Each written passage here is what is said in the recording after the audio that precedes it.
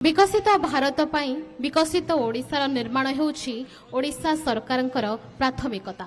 आमे स्वागत जणाइबु वाणिज्य और परिवहन विभाग प्रज्ञापन मेढ़ को। आम सुवाहक आशा योजना को नहीं आज एही प्रज्ञापन मेढ़ 77तम साधारणतंत्र दिवस रे भाग नेछि। मुख्यमंत्री बस सेवा माध्यम महिला माने आज सड़क पथर सारथी साजिछंती। राज्यर प्रथम महिला लोको पायलट बरगढ़ आदिवासी महिला मुनि टिगा एही प्रज्ञापन मेढ़रे उपस्थित थिला बेले प्रज्ञापन मेढ़र जानचालन करुछंती संतोषी देव। यह राज्यर नारी शक्तिर उपयुक्त उपस्थापना।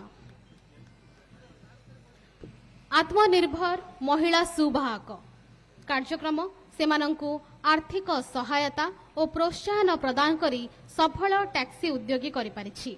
महिलांक एही सहभागिता नूतन ओडिशार परिचय प्रदान करुछि।